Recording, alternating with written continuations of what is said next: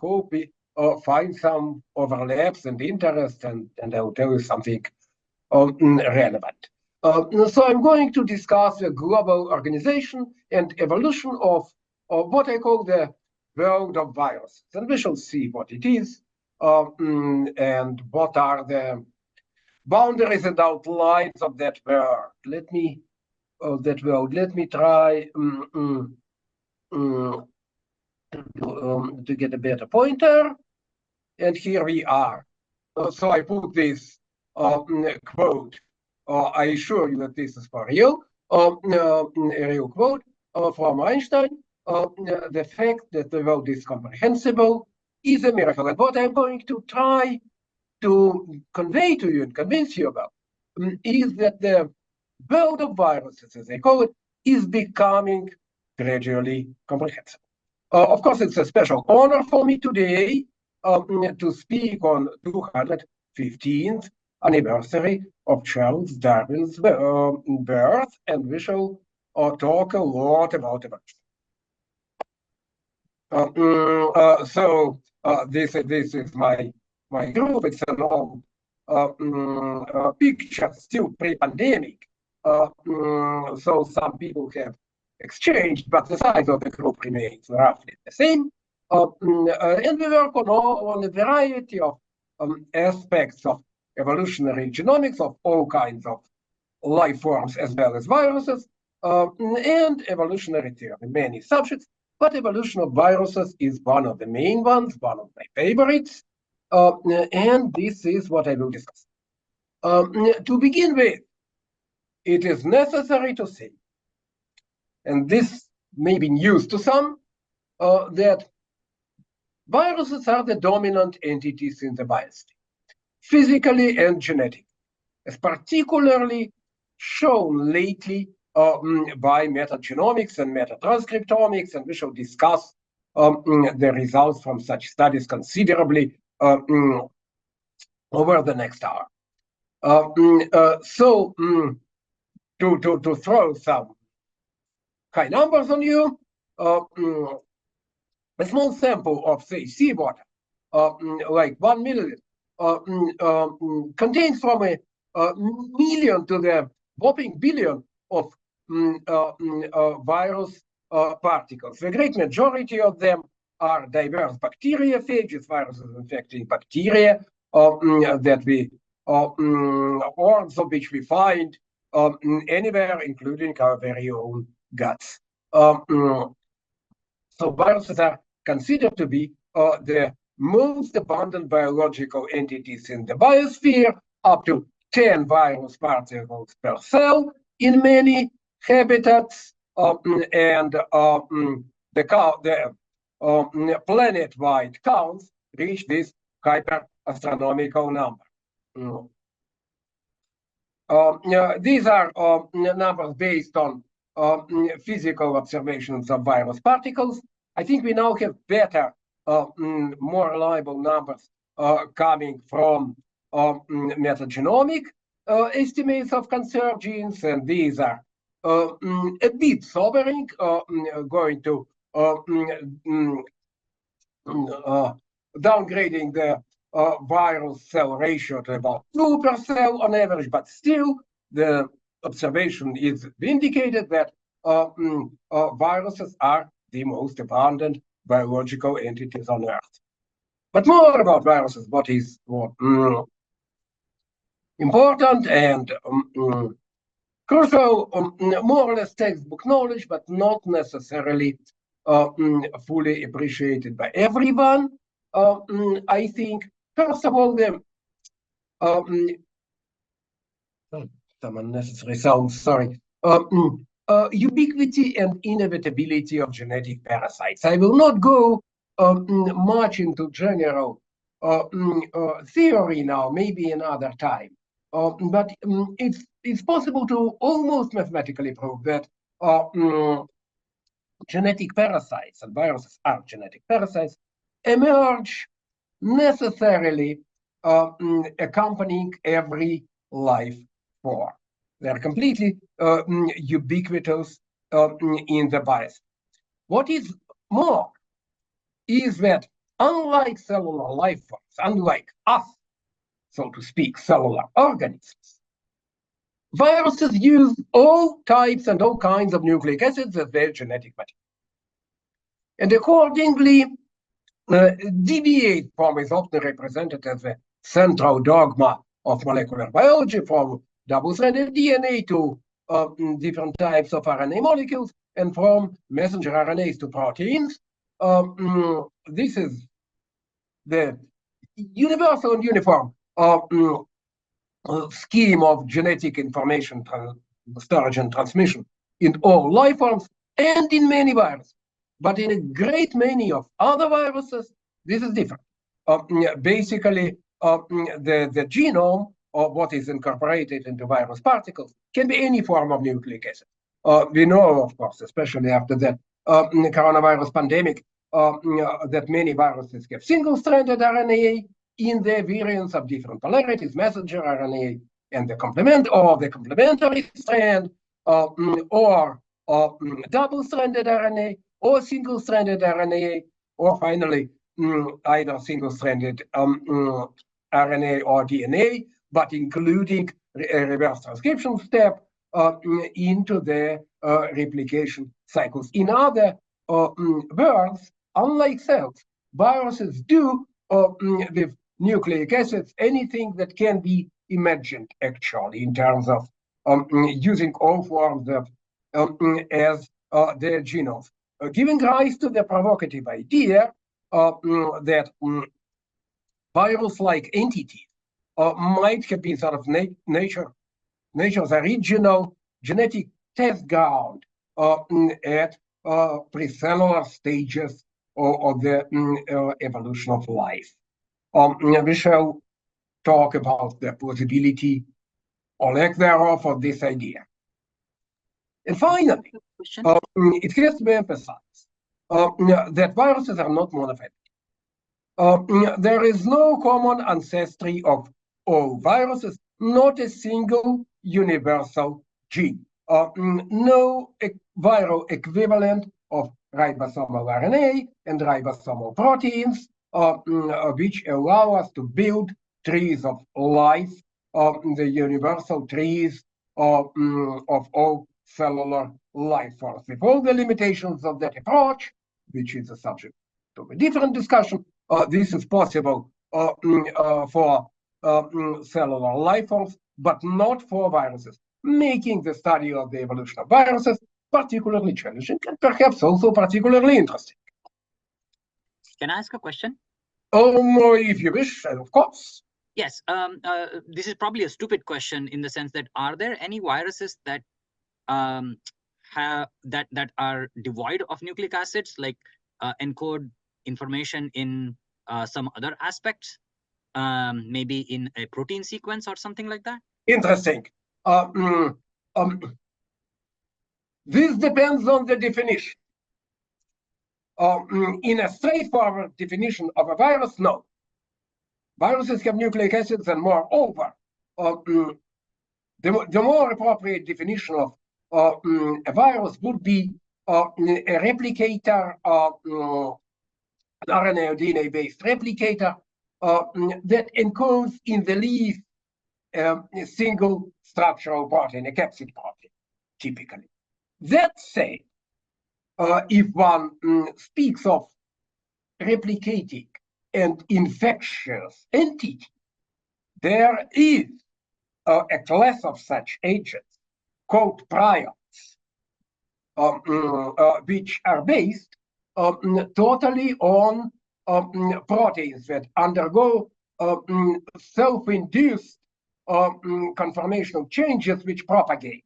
And this causes some devastating, even if fortunately rare in humans, neurodegenerative diseases such as Koonin and Creutzfeldt-Jakob, as well as so-called mad cow disease. And then they are also somewhat common in fungi and some protists. So there are protein-based, self-replicating entities that replicate on a completely different property, but we do not call them viruses. Got it. Thank you. Coming, and I will not discuss that. I will discuss something very peculiar, but still containing nucleic acids.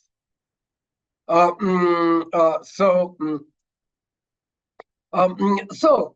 although there is not a single universal gene among viruses, which makes the study of virus evolution challenging, things are not altogether bleak in that there is a small number of what we call virus hallmark genes, which encode key proteins involved in the formation of virus particles and virus genome replication, and that are widespread in viruses. In particular, present in viruses from different so-called Baltimore classes of viruses with different types of information storage and transmission.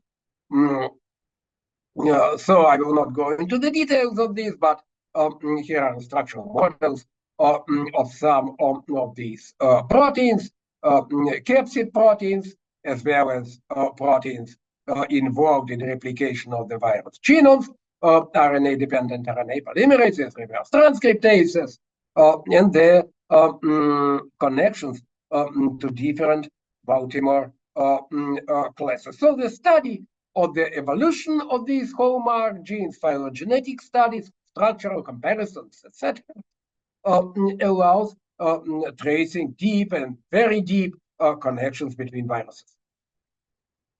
So after this introduction, I would like, so to speak, to begin from the beginning.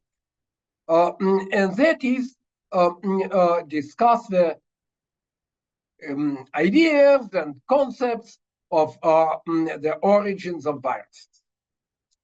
So the origins of viruses have been discussed in the literature, often in connection with the origin of life and the origin of cells, for about 100 years. These discussions started soon after viruses had been discovered. And at some point, a couple of decades later, they sort of crystallized into three types of ideas. One class of such hypotheses may be called virus early, postulating that viruses or virus-like entities sort of precede the origin of modern type cells, perhaps not of any cells, but of modern type cells with large DNA genomes, come, so to speak, from the pool of primordial replicons.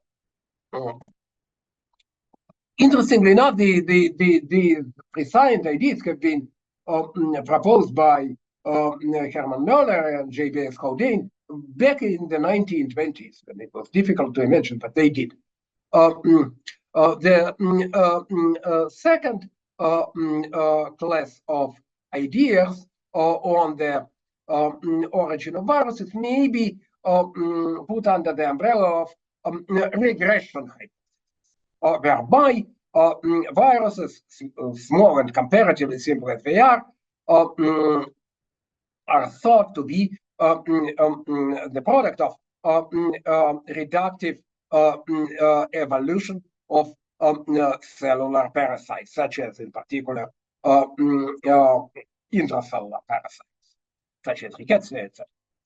And finally, the class of ideas known as escape genes hypothesis, whereby viruses are descendants of more or less, quote unquote, regular cellular genes that have somehow gone berserk and acquired replicative autonomy. All this is nice to think about, but really it was the study of the origin of viruses was not really a mainstream research direction until very recently, because these were speculative considerations. There was next to impossible to obtain any evidence. With the advent of genomics, and most especially lately metagenomics and metatranscriptomics, this has changed radically. With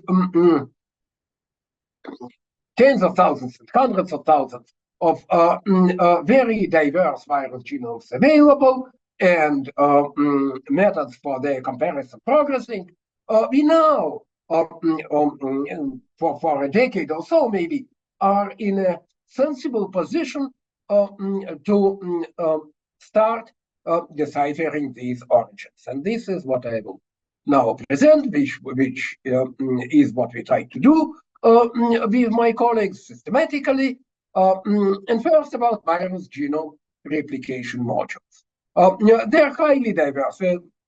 Many, and let's say the majority of viruses encode different types of DNA and RNA polymerases, and some others encode enzymes that are not exactly polymerases, but are nevertheless involved in the initiation of virus genome replication. They're highly diverse, and if you compare the sequences, let's say by blast or even by more sensitive methods, you will see no similarity. But when you turn to structural complexity, the picture changes. And what we discover underlying this diversity and complexity is considerable simplicity. In that, at the core of all these different enzymes responsible for the replication of viral genomes, or at least for key steps in that replication, is a single, simple, very basic domain, so-called RNA recognition motif fold, which schematically looks just like this, very basic, and that is found in a huge variety of RNA binding and some DNA binding proteins in all kinds of life forms.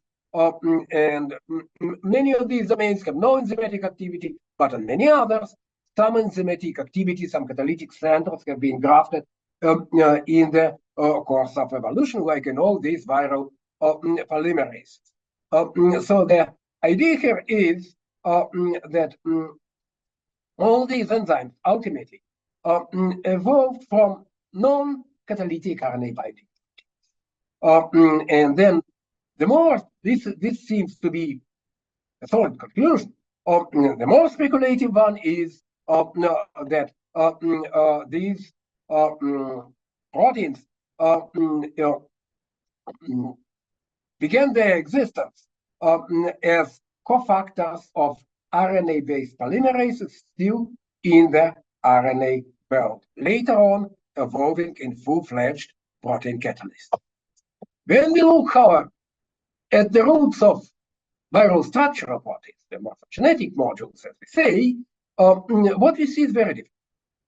What we see here is that essentially all of these proteins, and this is somewhat outdated, we have done a lot of, and others have done a lot of additional analysis supporting these conclusions since then. All these proteins have traceable ancestors among various cellular proteins, primarily those that possess carbohydrate and nucleic acid binding properties, which is, I guess, a natural idea. Taken together,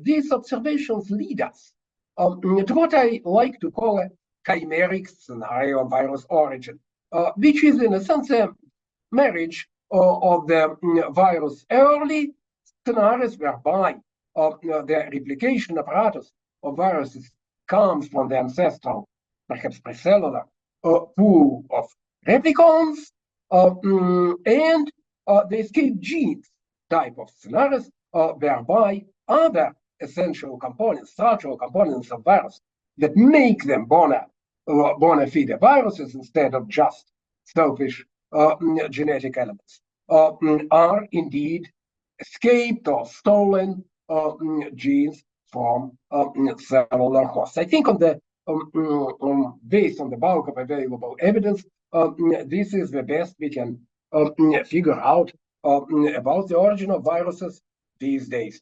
Now,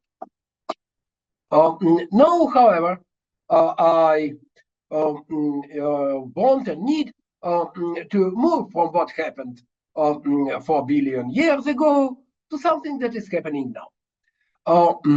Namely, the rapid progress of metagenomics and metatranscriptomics. I don't think I need to explain what that is in this audience methodologically, but what may not be fully appreciated is that just like the case is for bacteria and archaea, but perhaps even more dramatic, the great majority of viruses that exist in the biosphere have never been cultivated. We don't know their hosts. We don't have any means to infect host cells in the laboratory and grow these viruses in a conventional manner. So the great majority of the viruses that are being now discovered, and the rate of this discovery is enormously high, resulting in exponential for sure, but perhaps even higher exponential growth. All this wealth of new discovery almost comes from metagenomic and metatranscriptomic sequences of viral genomes, and it's particularly nice when it comes to viruses with modern methods, because viruses have comparatively small genomes, and oftentimes you just find the contigs that correspond to complete viral genomes. I illustrate this by this slide, also somewhat outdated, but giving you the idea. This is based on the results of the so-called TARA metagenomic expedition, which thoroughly exploited the metagenomes and metaviromes of the world ocean, collecting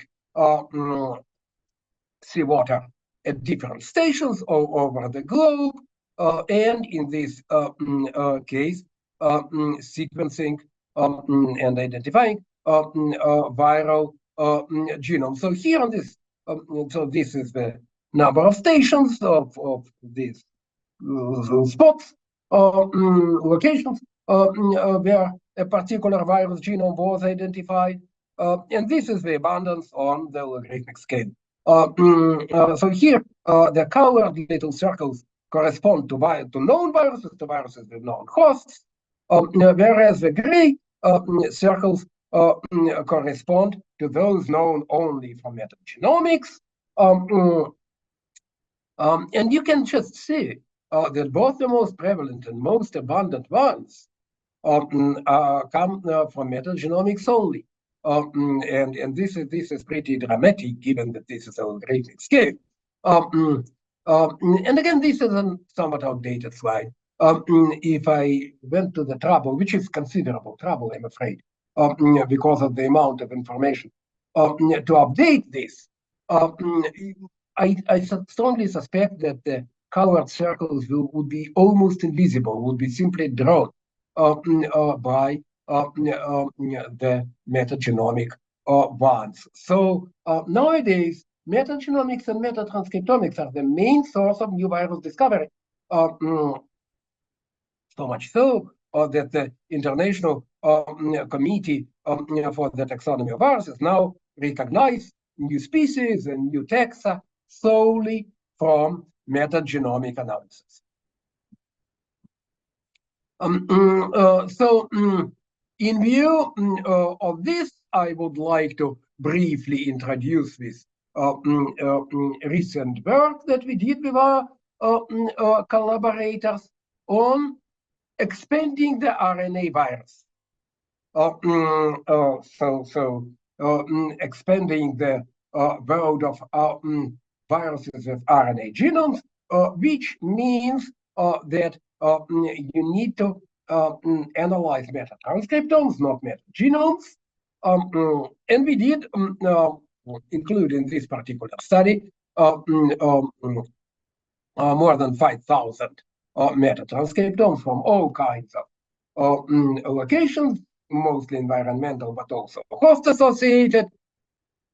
And there were several studies on similar scale performed in parallel by others. There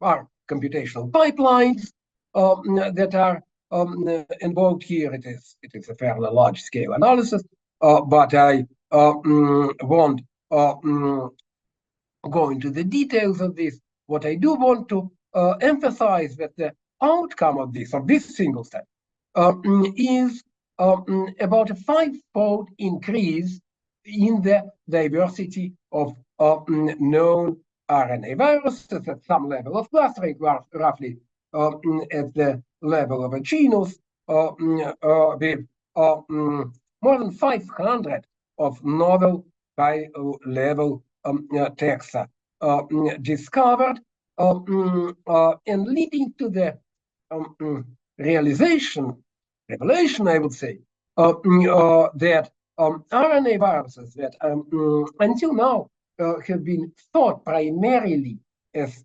pathogens or parasites of animals and plants are actually widespread and diverse in bacteria as well. Yes, and then interesting observation here is that for the first time we actually observed that bacterial CRISPR systems of a certain kind, those that incorporate reverse transcriptase, actually target RNA viruses. So I wanted to show this slide for a particular purpose. Here we performed an evolutionary reconstruction for the genomes of RNA viruses, the parallel accumulation of different domains, leading from very simple ancestral viruses to complex modern ones. And I wanted to show this because the sort of pinnacle of complexity in RNA viruses are the genomes of the notorious coronaviruses. These are reach up to 40 kilobases and more, with some recent discoveries, and include a great diversity of protein domains, some of which cause trouble. Now I have been talking about progress of meta-transcriptomics and metagenomics and new discoveries. This was a very large scale study. So there, from here, there is still a way to go.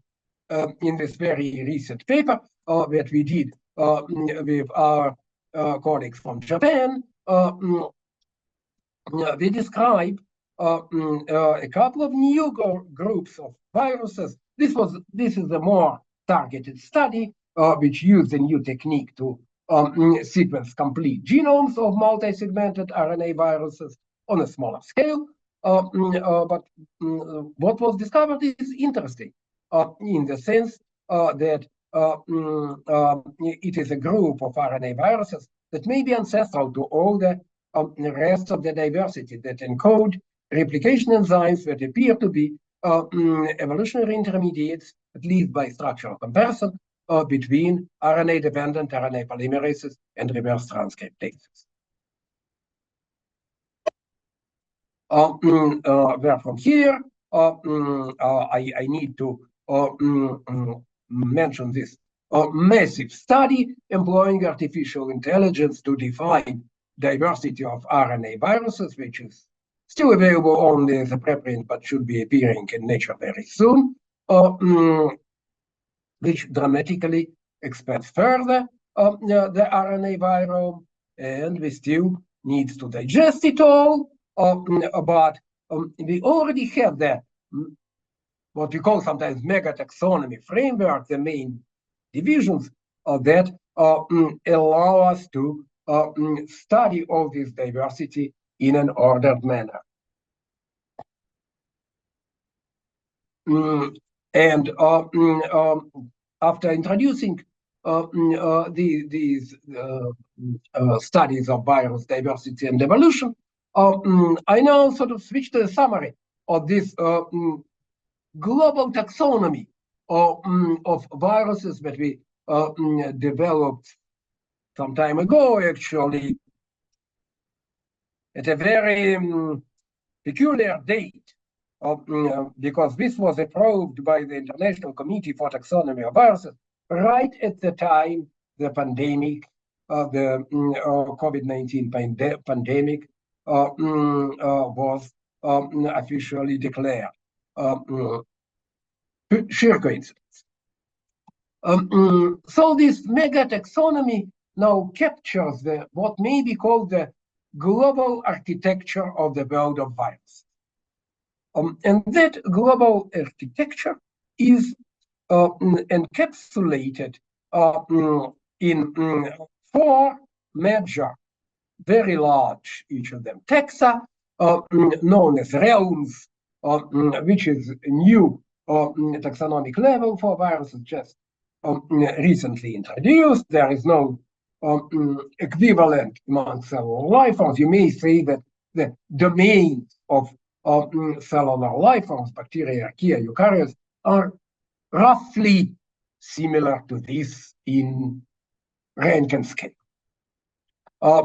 So these 4 major realms, riboviria, which we have discussed, RNA viruses, with or without reverse transcriptase stage in the reproduction cycle, monodaviria, single-stranded DNA viruses, and 2 distinct realms of double-stranded DNA viruses. Each of these realms may, and I suppose should, be considered monophyletic in the sense that despite all the diversity, each of them is glued together by one or more of these hallmark proteins. So I will go through the taxonomic schemes quickly, just not to discuss them in great detail, that requires more time, but just to illustrate that this is has been worked out all the way from the realm of from the level of realms to the level of families.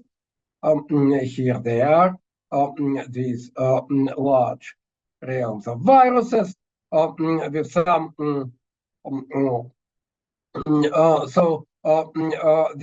This one is probably the largest, the most diverse, and includes the traditional, well-known bacteriophages, beautiful virions like T4, etc., as well as herpes viruses. And in a few minutes, we shall discuss some novel and fairly striking discoveries within this generally well-known realm of viruses, as well as this one, which includes giant viruses, such as mini viruses and Pandora viruses that have genomes larger than the genomes of many bacteria and archaea, as well as the satellites known as virophages.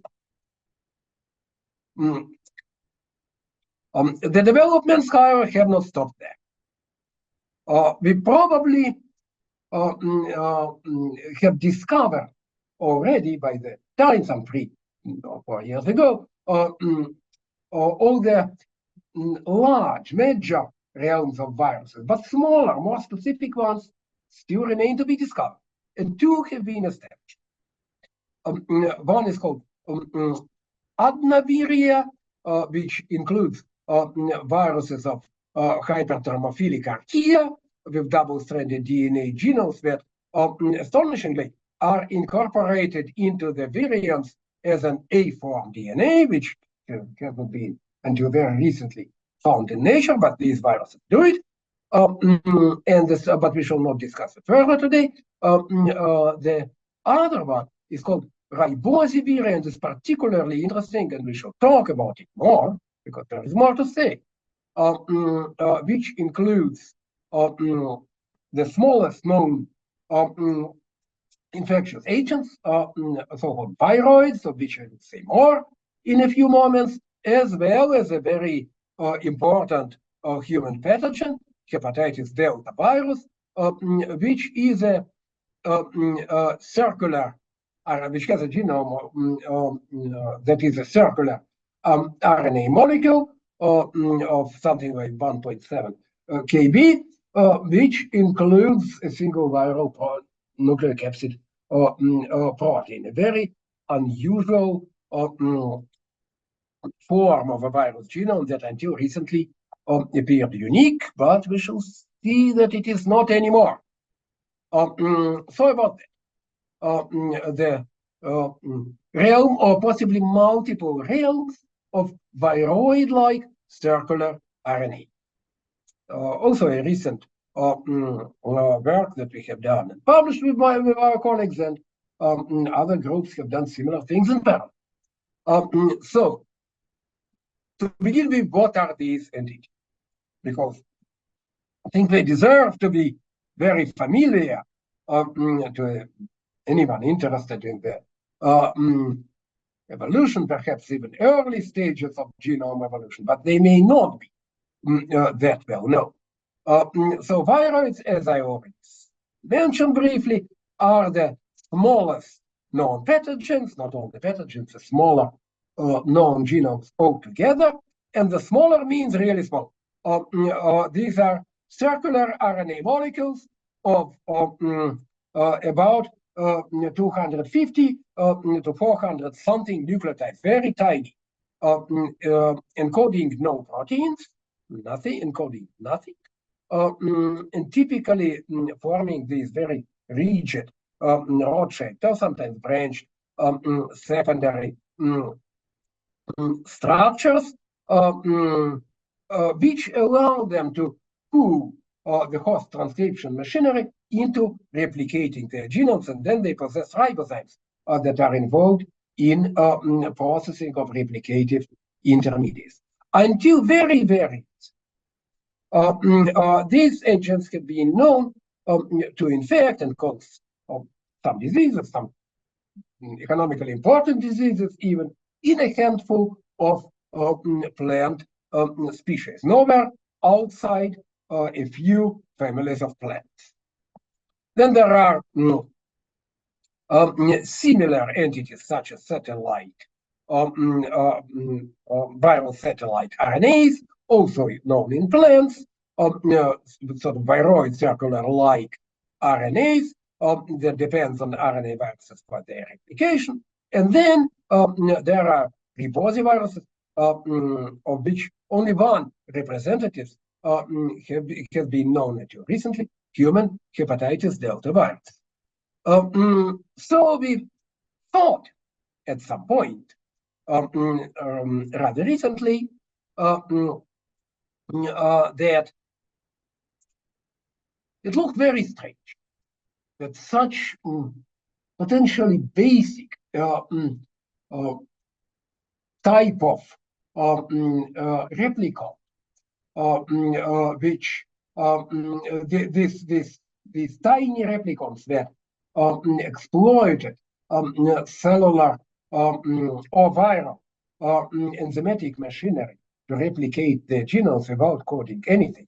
And since they are so small, there have been ideas circulating about potential relationship between viroids and primordial replicons. But given their narrow spread in nature, this sounded too speculative.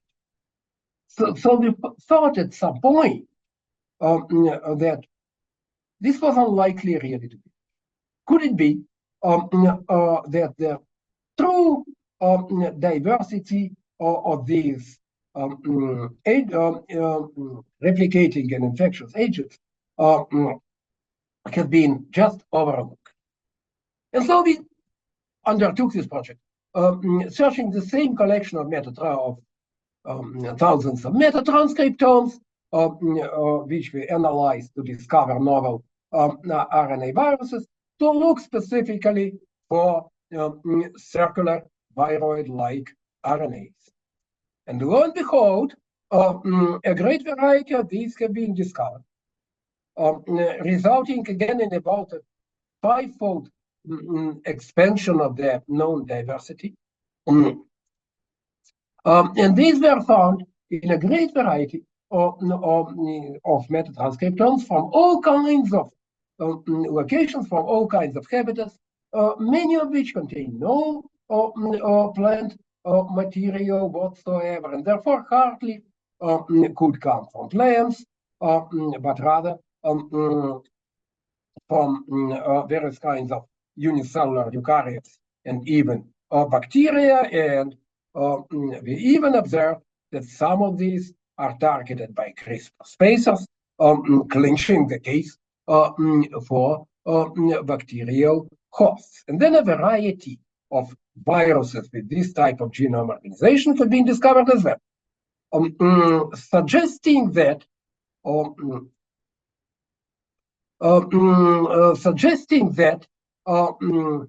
in the course of evolution there have been many cases of transition from viroid-like circular RNAs encoding nothing to viruses with circular RNA genomes encoding various proteins. I think forcing us to reconsider the possibility that such simple replicons might have something to do with the primordial RNA world. From here on, I will transition to much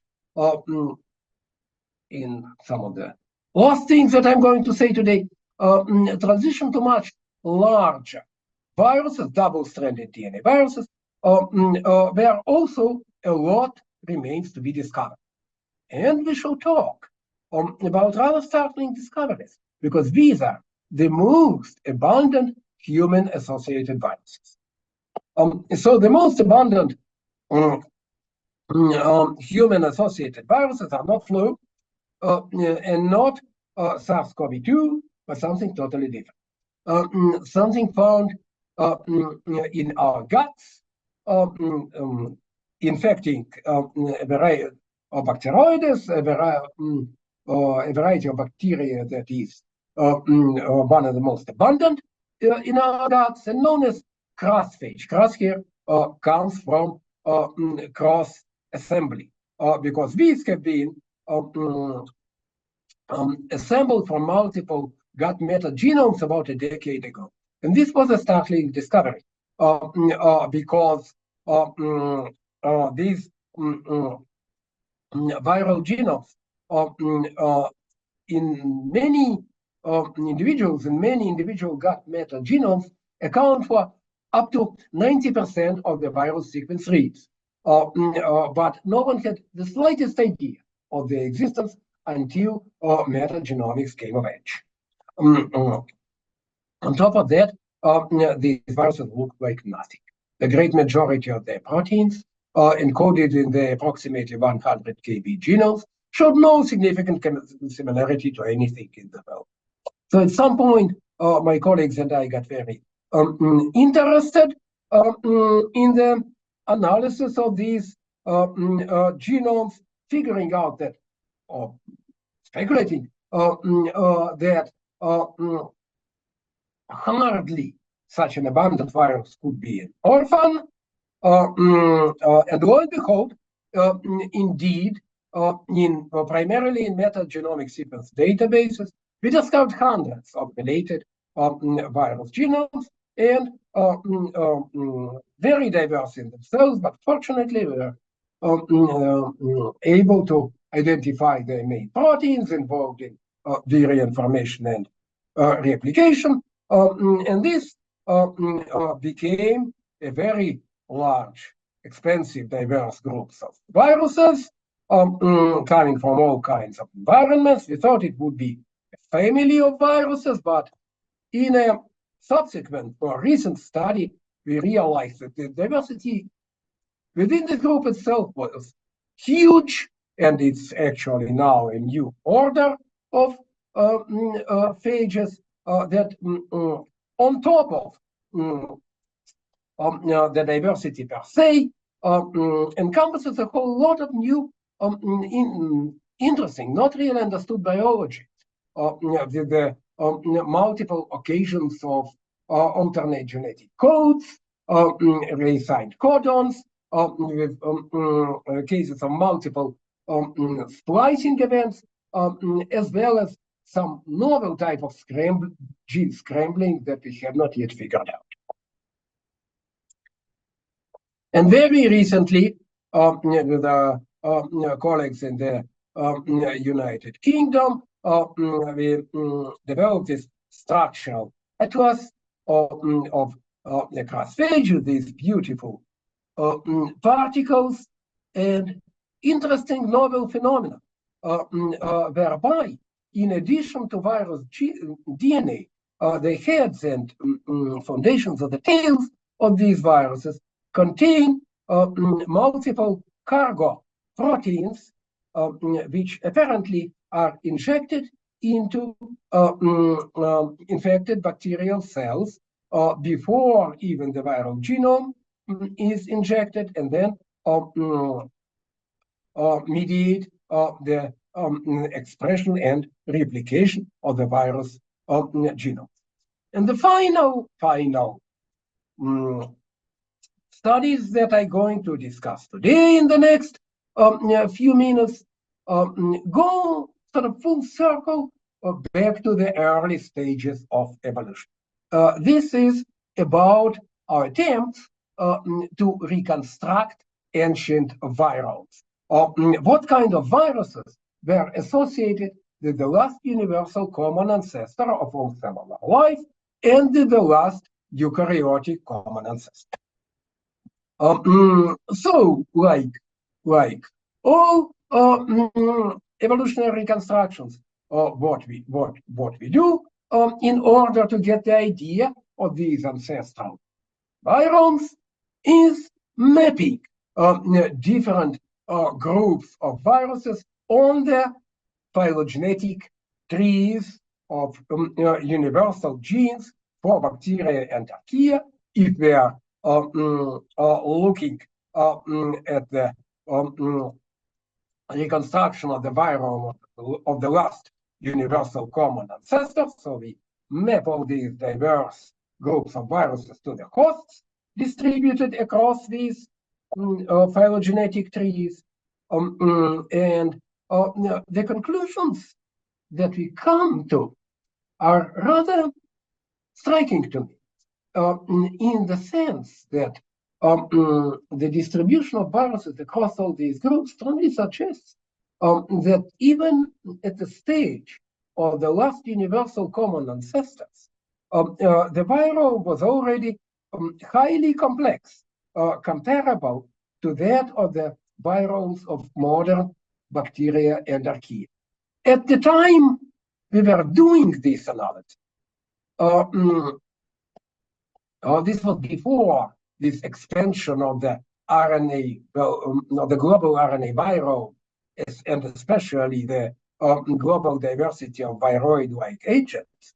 So we were tentatively concluding that these groups were not present in the last universal common ancestor, but the latest discoveries suggest that maybe this should be reconsidered, and they might have been already there at this stage of evolution about 4 billion years ago. And should that be the case, the leucovirome was really as complex, apparently, as the viruses of modern bacteria and archaea. And the diversity of the reconstructed viromes in itself, I think, implies a highly complex leuca, not a homogeneous microbial population, but rather a community of diverse microorganisms. And the final study that I want to discuss very briefly is the reconstruction of the virome of the last eukaryotic common ancestor. We do it in the same way, map different groups of eukaryotic viruses onto the phylogenetic tree of eukaryotes, in this case, and come to the conclusion that, similar to the previous one, that most of the phyla, higher text of eukaryotic viruses were already represented in the last eukaryotic common ancestor. This could be anticipated, perhaps, but the non-trivial turn of this study is this. What we find, I should say to our surprise, is that all major groups of eukaryotic viruses actually have detectable ancestors among bacterial, but not archaeal viruses. Superficial, just by using simple logic, one could think otherwise, because the genetic machinery, replication, transcription, translation in eukaryotic cells all come from the archaeal. And since viruses are genetic parasites, one would suspect that the eukaryotic viruses also might come from ancestral archaeal form. In particular, because we now know of the Asgard archaea, the closest ancestors of eukaryotes and of some of the viruses. This is dramatically not the case, however. In each case, we can trace the origin of the major groups of eukaryotic viruses to bacterial ancestors. Why is that the case? Our hypothesis is that it's all about the membrane. There is what may be called the great membrane divide between bacteria and archaea. Membrane phospholipids are different chemical entities with different chirality. They're poorly compatible between bacteria and archaea. And so the hypothesis here is that archaeal viruses were excluded from emerging eukaryotic cells because the entrance and exit were hindered by bacterial cell membranes. And that translates into scenarios of eukaryogenesis that maintain that the integrity of bacterial cell membranes was retained throughout. I think I will now make some conclusions from what I tried to tell you today. First of all, that viruses are ubiquitous and enormously abundant in the biosphere, the most abundant biological entities. We all live in a virus world, so to speak. Metaviromics, metagenomics, and metatranscriptomics now has become the prevailing approach in virus discovery, and we're seeing some order now in the world of viruses, settling on virus mega-taxonomy. I think we have a credible scenario for the origin of viruses, and the growing knowledge of virus diversity provides for reconstruction of some of the most ancient viromes, and these reconstructions provide feedback for our understanding what the actual cellular ancestors might have looked like. I now acknowledge my collaborators coming from not only from my group, but from all over the world, and many other my principal collaborators and many other contributors. Thank you very much for your attention. And of course, I'm delighted to answer questions.